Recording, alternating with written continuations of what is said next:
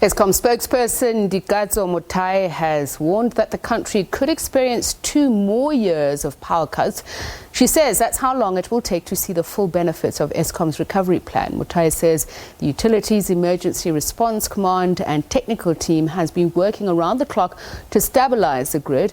Economists are also warning that load shedding could plunge South Africa into another recession. The effect of power cuts in the first quarter saw the economy contract more than it has in a decade.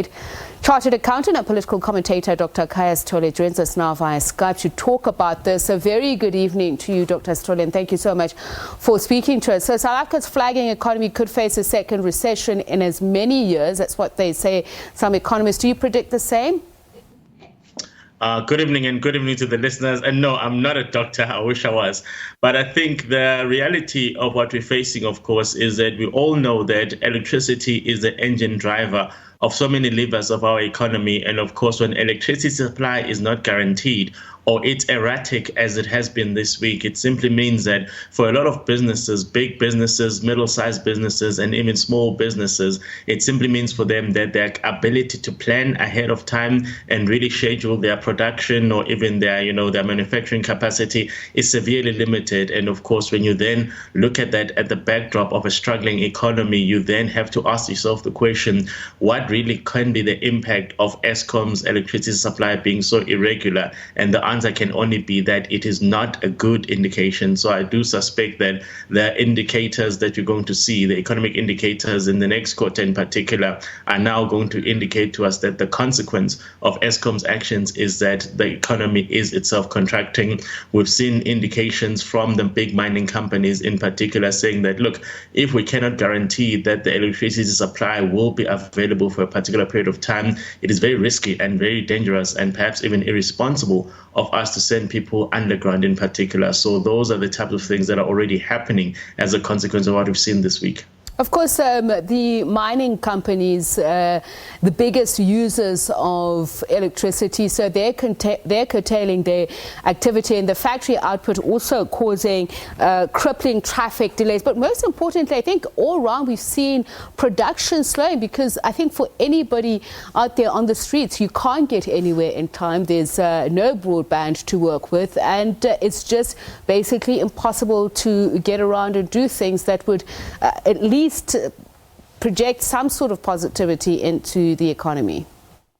The reality, of course, is that you then have to look at the multiplier impact of what Eskom does.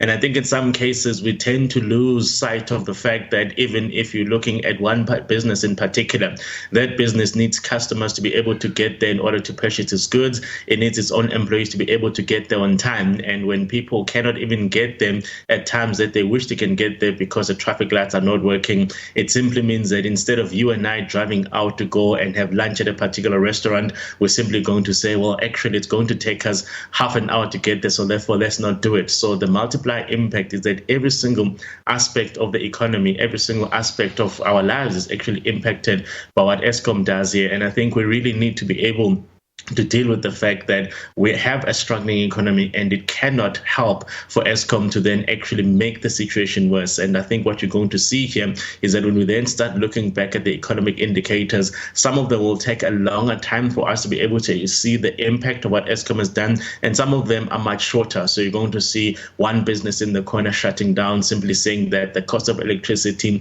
the cost of us employing people, them showing up at work, only for them not to be able to sell anything or produce anything because there is no electricity available. It's going to be something that's going to impact us in the long run. So I do think that when people think that we've got an electricity crisis, they do not actually understand that an electricity crisis by default translates to an economic and even a social crisis, because now you're seeing that even when people are trying to walk around, they're trying to say, well, actually, there are no lights, so our safety is compromised. So it's a much bigger problem than just a question of what Eskom is doing. It's an economy being really brought to a standstill by the activities of people who really should be doing a job and are simply not doing it. I'm just curious about the projections here, Mr. Sithole. If we saw Stats SA saying that the GDP shrank by an annualized 0.6% in the 3 months through to September, but with many businesses already winding down towards the festive season, is it likely to help prevent a further dip of the GDP? And again, the last quarter of the year is always the most difficult one to measure because, again, we know very well that a lot of us are already shutting down or in the process of shutting down. So economic activity by design always declines around this time of year, with perhaps the exception of sectors like tourism that then tend to thrive around this time of the year. But I think when we then try to figure out what the projections might be, the reality is that if big companies, if big mining companies are already telling us that we are already suffering, we actually have to, curtail our production. We know very well that the sectors of the economy that are already contracting.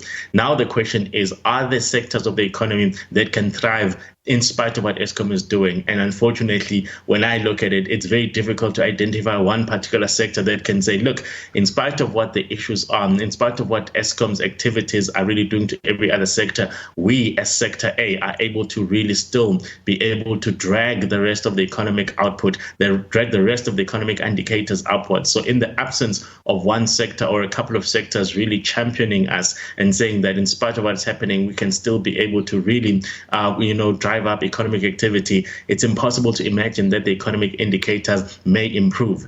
And unfortunately, what this means is that even the unemployment indicators are going to get worse, because we know seasonally or cyclically, there's a lot of people that tend to get, piece jobs or holiday jobs around this time of the year. Now, if those businesses themselves are not guaranteed the supply of electricity, they don't know how many people they're going to need. It's going to lead to them saying, let us not put additional people on the payroll when we don't actually even know if we'll be operating around this festive season. So the impact of Eskom's actions around this week are actually going to be with us for a very long time, because some of these indicators, due to the time lags, will take for a long time for us to actually be able to assess objectively. And I think a lot of us, as much as we can imagine what the impact of this being long-term if we're looking at 2 years, but just paint a picture for us, especially if we're looking at public finances. How are we going to be impacted by that? And South Africa's investment grade credit rating, that also surely should come under immense pressure.